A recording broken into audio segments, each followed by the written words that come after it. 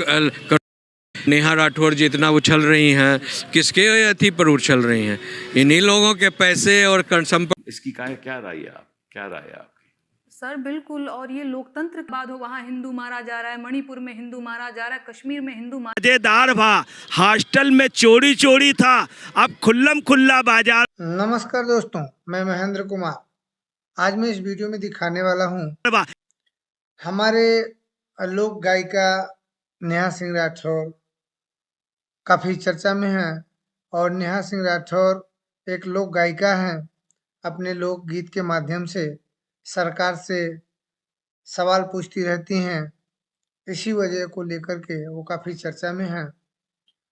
अभी हाल ही में हुए 22 अप्रैल को पहलगाम हमले के बाद नेहा सिंह राठौर अपने लोकगीत के माध्यम से सरकार से कुछ तीखे सवाल की, और उस सवाल को लेकर के नेहा सिंह राठौर के ऊपर कुछ मुकदमे दर्ज हुए, जिसमें देशद्रोह का भी मुकदमा सामने आया है। और एक 4 PM चैनल के संस्थापक संजय शर्मा जी, वो भी अपने चैनल के माध्यम से सरकार से कुछ सवाल किए थे, जिसको लेकर के उनका चैनल बंद कर दिया गया है। नेहा सिंह राठौर और संजय शर्मा हमारे देश के वरिष्ठ वकील कपिल सिब्बल जी के साथ कुछ मुलाकात किए। उस मुलाकात में क्या बात हुई, क्या विचार हुआ, ये सब मैं इस वीडियो में दिखाने वाला हूँ। और इस मुलाकात के बाद और भी क्या समाज में चर्चाएं चल रही हैं, वो हमारे एक सुप्रीम कोर्ट के सीनियर वकील ध्रुव कुमार जी हैं, किसी पत्रकार के साथ बातचीत करते हुए बता रहे हैं कि नेहा सिंह राठौर इतना उछल रही हैं, तो किसके सपोर्ट से उछल रही हैं, उनको फंडिंग कहाँ से हो रहा है, और उनको सपोर्ट कैसे मिला, और इतने बड़े वकील कैसे एक ही मुलाकात में बिना फीस लिए केस को लड़ने के लिए तैयार हो गए। इसके पीछे कुछ न कुछ रहस्य है, कोई न कोई बात है। इस चीज को खुले जगह में ध्रुव जी बता रहे हैं। जिन्हें कभी नहीं कहा कि वो देशद्रोही हैं, उनका हक था सवाल पूछने का। अगर उनका हक था तो आपका भी हक है। बिल्कुल सर, बिल्कुल हक है ना। तो हक तो दोनों का, हर सिटीजन का, नागरिक का बराबरी का होना चाहिए ना। बिल्कुल बिल्कुल बिल्कुल। मेरा भी हक है, मैं भी वकालत करके सवाल पूछता हूँ, सरकार से सवाल पूछता हूँ, मैं देशद्रोही तो नहीं हो जाता। तो बिल्कुल देशद्रोही का इस तरह से उपयोग करना, BNS के द्वारा उपयोग करना, इसका मतलब यही है कि सरकार नहीं चाहती कि कोई भी उनके विरुद्ध कोई बयान दे, और उनका मतलब कि कानून के द्वारा, प्रेशर के द्वारा, मतलब कि 10 करोड़ मैं आपको दे दूंगा या ऐसा कुछ है। तो ये तो मतलब ये तो लोकतंत्र के बिल्कुल खिलाफ है ना। और अगर हम आवाज नहीं उठाएंगे तो बदलाव कैसे होगा? जी सर, बदलाव तो तभी होता है ना जब आवाज उठेगी। तो मैं आपको एक आंकड़ा देता हूँ, उस पर मैं आपकी टिप्पणी चाहता हूँ आपसे भी संजय जी। 2021 में लगभग 200 यूट्यूब चैनल्स बैंड थे, और 2014 से लेकर 2020 तक ज्यादा चैनल्स बैन हो गए। तो मतलब कि अगर यही काम रहा कि देखिए, आपने पत्रकारों को तो अपने पक्ष में रख ही लिया है, मेन स्ट्रीम मीडिया को अपने पक्ष में रख ही लिया है, मेन स्ट्रीम न्यूज़पेपर्स आपके पक्ष में हैं, ठीक है। और कौन आपका विरोध कर रहा है? विरोध मतलब कौन सवाल पूछ रहा है? वो विरोध नहीं है, वो सवाल पूछना है जानकारी के लिए। वो सोशल मीडिया है, और सोशल मीडिया से सबसे अहम सोशल मीडिया यूट्यूब चैनल है। अगर यही हिसाब रहा कि आप यूट्यूब चैनल बंद कर देंगे तो फिर सवाल कौन पूछेगा, कहाँ से पूछेगा? तो इसकी क्या राय है आपकी? सर बिल्कुल, और ये लोकतंत्र के लिए बहुत जो है ये खतरनाक है। और मैंने तो देखा है, प्रधानमंत्री जी अक्सर बोलते भी रहते हैं कि लोकतंत्र में आलोचना होनी चाहिए। आजकल लोग आलोचना ही नहीं कर रहे हैं। हाँ, तो मैंने भी सुना है। नहीं तो लोकतंत्र बर्बाद हो जाएगा। और जब मैं आलोचना कर रही हूँ तो मेरे ऊपर देशद्रोह का मुकदमा ये लोग कर ये रहे हैं। आलोचना नहीं है, वो कहते हैं कि आप सरकार को मतलब डायरेक्टली लोगों को अटैक कर रहे हैं, ये गलत बात है। This is what they are feeling. नहीं सर, बिल्कुल ये आलोचना है। और आपने किसी व्यक्ति को आज तक अटैक किया? व्यक्ति को? हाँ। नहीं सर, कभी नहीं? नहीं, कभी नहीं। हमेशा मैंने सवाल किस किस्म का अटैक रहा आपका? सवाल रहा यूपी में काबा जी। क्या मतलब, इसका मतलब क्या है? बिल्कुल, मैं सर आपको 2 लाइन गुनगुना करके भी बताना चाहूंगी कि खत्म रोजगार बा, बाबा के सरकार बा, हाथ रस के निर्णय जो हत लड़की के परिवार बा। का बा? अरे मंत्री के बेटवा बड़ी रंगदार बा, किसानन के छाती पे रौंदत मोटर कार बा, ए चौकीदार बोला के जिम्मेदार बा। का बा? कोरोना से लाखन मर गईले, लाशन से गंगा भर गईले, टिकठी या कफन नोचत कुकुर बिलार बा। ए बाबा का बा? अरे राम राज के झांकी बा, काशी मथुरा बाकी बा, गोरखपुर में खून से रंगल गोतल पूरा खाकी बा। अरे का बा? जिंदगी झंड बा, फिर भी घमंड बा। तो ये सवाल है सर। बिल्कुल, और इसमें कई सवाल जुड़े इसमें कई सारे सवाल हैं, चाहे वो हाथरस वाली बात हो गई, चाहे कोरोना में इतने सारे लोग मर गए ऑक्सीजन के अभाव में। मेरी अपनी सास रेमडेसिविर उनको नहीं मिला, वो मर गई। और सच में गंगा के किनारे लाशें ऐसे ही बिखरी पड़ी थी, और कफन सर आप समझते होंगे जो उड़ाया जाए, बिल्कुल, तो उसको कुत्ते बिल्ली नोच करके खा रहे थे। हाँ, ये दृश्य हमने देखा कोरोना में। तो जब मैं सवाल करती हूँ, चाहे वो मंत्री जी के बेटे जो थे वो किसानों के ऊपर थार से रौंद दिए थे, चाहे वो वाली घटना हो, तो मैंने, क्योंकि मैं लोकगीत लिखती हूँ, गाती हूँ, तो अपने गीतों के माध्यम से इन सारे मुद्दों को उजागर करने की कोशिश करती हूँ। तो जब ऐसा मैंने किया तो मेरे ऊपर एफआईआर किया। अच्छा, वो फर्जी था। अच्छा, हाँ, वो फर्जी था। बाद में मैंने एमपी में काबा कमिंग सून करके एक, आपने शायद देखा होगा कि एक बीजेपी का नेता था, वो आदिवासी के ऊपर पेशाब कर रहा था, सीधी वाला जो पेशाब का। करेक्ट, वो बात आपने रखी थी सब। जी जी जी। तो एक कार्टून शेयर किया था, उस पे भी एफआईआर कर दिया। अभी वो सुप्रीम कोर्ट में चल रहा है मामला। अच्छा, तो मुझे तो, आप तो विधि विशेषज्ञ हैं और आप ज्यादा जानकार हैं, तो मुझे आपसे भी जानना है कि इस तरीके से तो मैं बहुत परेशान हो जाऊंगी, मैं अपना काम कब करूंगी यहाँ? इसीलिए तो हमने आपको इस प्रोग्राम में बिठाया है। इसीलिए तो बिठाया कि आप दर्शकों को बताओ कि इसमें गलत क्या है। जी सर, जी ठीक है ना, हम भी तो देखिए, हम रोज लड़ाई लड़ते हैं। किससे लड़ते हैं? सरकार से। जी जी जी। अक्सर हमारे मुकदमे जो होते हैं सरकार के खिलाफ होते हैं। ये तो मतलब जब तक सरकार के खिलाफ नहीं करोगे तो उस शख्स को न्याय कैसे मिलेगा? हम तो न्याय के लिए लड़ रहे हो, तो आप भी न्याय के लिए लड़ रही हैं। एक तरीके से आप भी, आपका जो संघर्ष है वो केवल ये जानने के लिए कि ऐसा क्यों हुआ और इसकी जवाबदेही कौन देगा, और ये निर्णय किसने लिया, और ये गलत था आपके हिसाब से। तो कोई वहाँ, ये तो यही चाहते हैं ना कि आप सवाल नहीं पूछो। तो ये आप बताइए संजय जी, आपकी क्या प्रतिक्रिया है इसमें? नहीं, बिल्कुल ये चाहते हैं, लेकिन मैं कह रहा हूँ ये जो करना चाहते हैं कभी कभी पलट के अच्छा हो जाता है। अगर मोदी जी चैनल नहीं मेरा बंद कराते तो मेरा सौभाग्य नहीं होता कि आज मैं आपके सामने बैठा हूँ। वो तो आपके सामने बैठना मेरे लिए सपने जैसा था कि आप आए। और दूसरा, अब सबको ये पता चल गया कि जब एफआईआर करोगे नेहा पे और संजय शर्मा पे, तो पीछे एक नाम है कपिल सिब्बल का।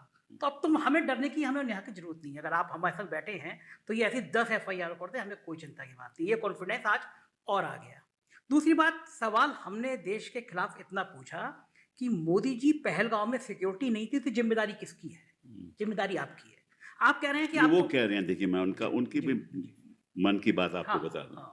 वो कह रहे हैं कि इस समय आपको ये सवाल नहीं पूछना चाहिए, क्योंकि इस समय देश इसी स्थिति पे है और इसी गंभीर स्थिति है कि कोई भी आप सवाल पूछोगे उसका फायदा। नेहा राठौर जी इतना उछल रही हैं, किसके अथी पर उछल रही हैं? इन्हीं लोगों के पैसे और संपर्क पर उछल रही हैं और अपने को भिखमंगा सिद्ध कर रही हैं कि मेरे पास पैसा नहीं है। सारा पैसा अब कपिल सिब्बल जैसे महान और मतलब हजारों करोड़ के मालिक और करोड़ों करोड़ फीस लेने वाले एक दिन का, क्यों कैसे वकील बने? सरकार को चैलेंज कर रही है नेहा नेटवर्क, क्या नाम है, नेहा राठौर। हाँ, तो बिना आशीर्वादी ऊपर के ये नहीं कर सकती हैं, और आशीर्वादी इनको मिला है पाकिस्तान के आईएसआई नेटवर्क का। नेहा राठौर जो है कल तक कह रही थी कि 519 रुपया हमारे पास है, मैं बड़े वकील कैसे करूं, केस कैसे लड़ूं। आज इतने बड़े वकील की संगनी बन गई, वो साथ में केस लड़ने के लिए तैयार हो गए। भारत में सुप्रीम कोर्ट और कुछ हाई कोर्ट्स में कुछ ऐसे वकील्स हैं जिनका काम ही है, जो है जितने भी आतंकवादी है, देशद्रोही हैं, धर्म विरोधी हैं, राष्ट्र विरोधी हैं, उनका ही केस लेना है। ऑब्वियसली जेल जाएंगे। देखिए, आप बड़े से बड़े वकील कर लीजिए, बड़े से बड़े जज को इन्फ्लुएंस कर लीजिए, लेकिन कानून अपना पंजा नहीं छोड़ता।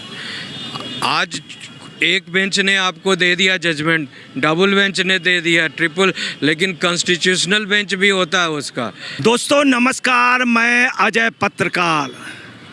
इस समय हम अक्षरधाम के पास खड़े हुए हैं और आपने सुना होगा हर जगह नेहा राठौर की देशद्रोह का चर्चा चल रही है।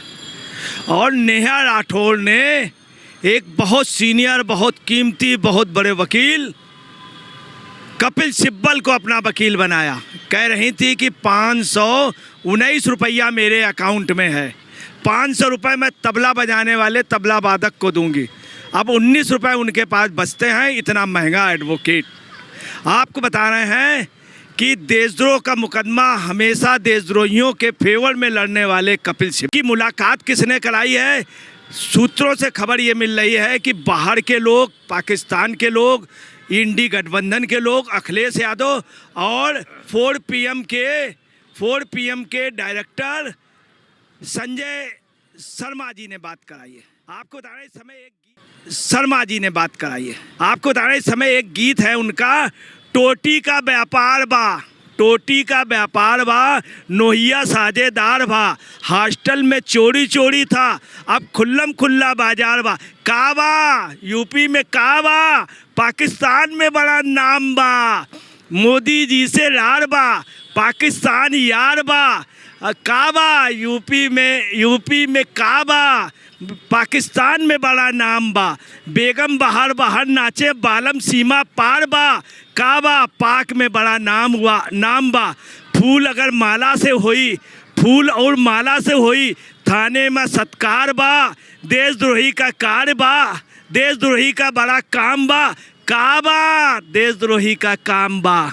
अब देखिए इस विषय में जो कपिल सिब्बल एडवोकेट बने हैं और कपिल सिब्बल ने किस तरह के मुकदमे अभी तक लड़े हैं और नेहा राठौर से क्या बगैर पैसे, मतलब कैसे इन्होंने एडवोकेसी की, इसमें क्या राज है, सीनियर वकील सुप्रीम कोर्ट के ध्रुव कुमार जी बताएंगे।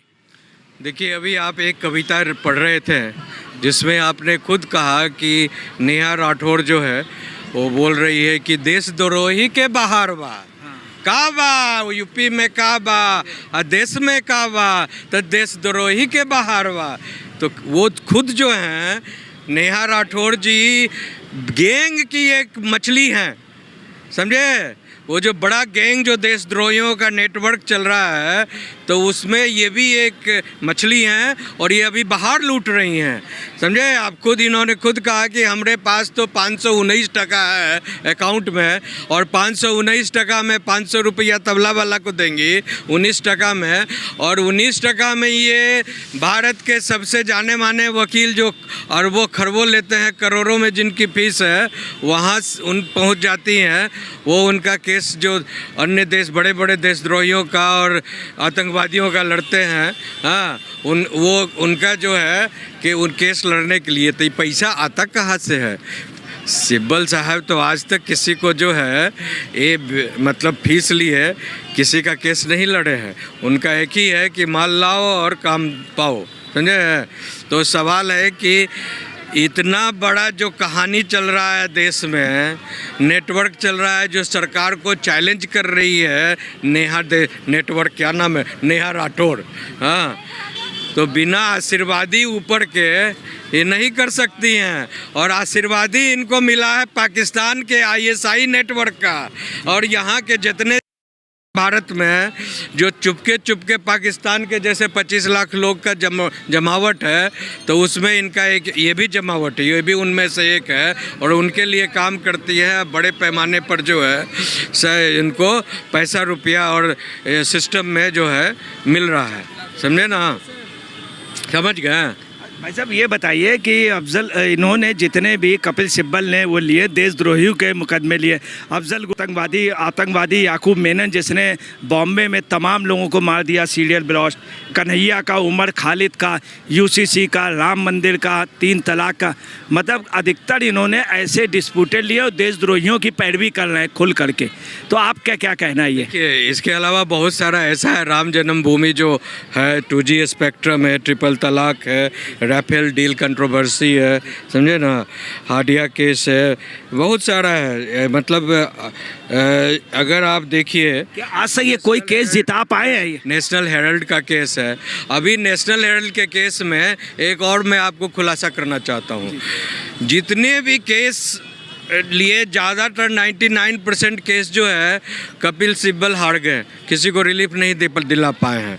और जो अभी नेशनल हेराल्ड का केस चल रहा था NIA के कोर्ट में, तो उसमें जो है राहुल और सोनिया जी के खिलाफ जो चल रहा था, तो 25 अप्रैल को अरेस्टिंग होने वाली थी दोनों की, बिकॉज मामला जो है प्रूफ हो गया इन लोगों के खिलाफ, और अरेस्टिंग जो है 25 अप्रैल को होनी थी। अब 25 अप्रैल को अरेस्टिंग होनी थी, तो उन्होंने देखा कि भाई कुछ ऐसा करो कि पूरा जो सिस्टम सरकार का, जो कोर्ट का ध्यान जो है कहीं और फिसल कर चला जाए, किसी बड़े और ज़्यादा बड़े इशू पर चला जाए। तो राहुल गांधी LOP हैं, डिप्टी LOP गौरव गोगोई हैं।